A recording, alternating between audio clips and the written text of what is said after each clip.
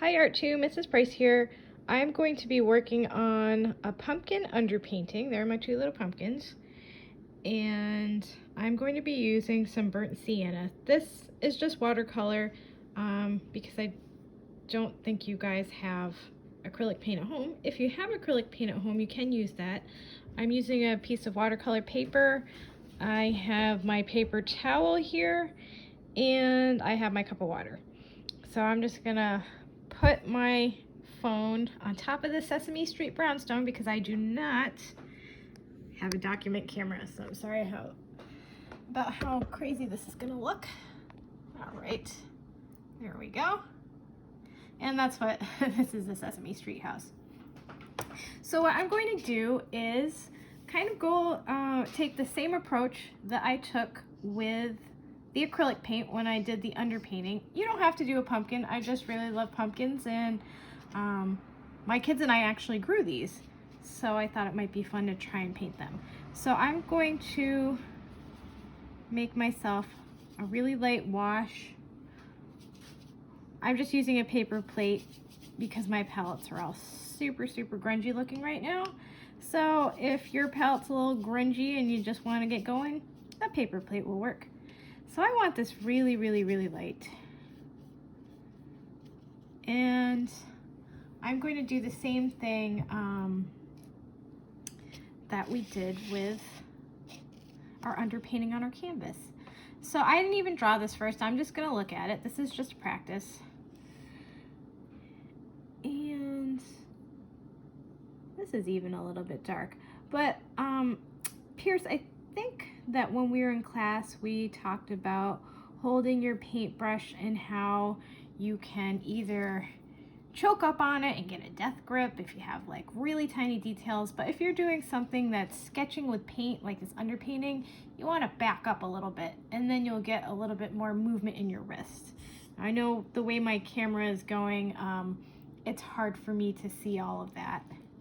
And especially with pumpkins, they are really organically shaped unless you are painting one of those plastic pumpkins, which I actually also love those. But I'm just going ahead, and this is almost like my contour line drawing of what I've got here.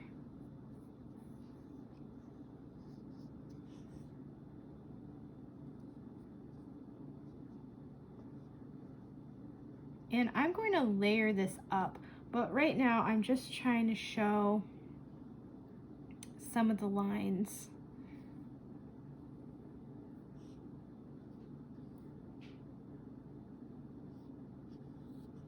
And then if I feel like I want this a little lighter, I can always add a little more water to it. But the key to this painting is that I really do want it to dry in between. Where when we had our acrylic painting, you didn't really have to wait too long because it dried so very quickly.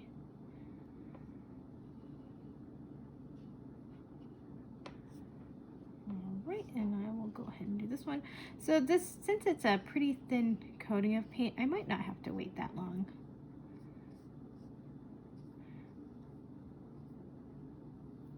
There's something nice about watercolor that if your shapes aren't perfect, I think it still looks pretty good.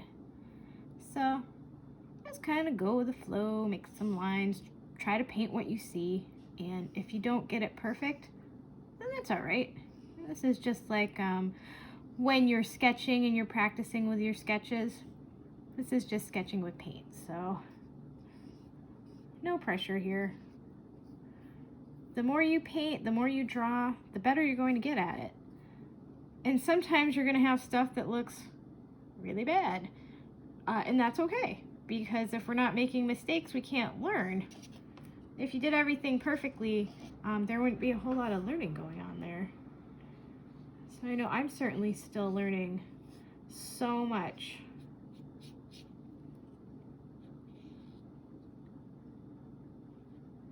So I'm just putting down the shadows. My lighting is very strange in this kitchen, so I have all kinds of wacky shadows happening everywhere. Surprised I don't see a shadow of my phone in the paper. Right, and so what I'm going to do is let this dry. With watercolor, if I try to put another layer on here, it's just going to start bleeding and blooming, and I don't actually want that. So I'm going to let that dry, and then what I do, I'll just mix up another one. You just want it to be a little darker, and you're going to layer it up. So I know this is still wet. See, that's starting to bloom.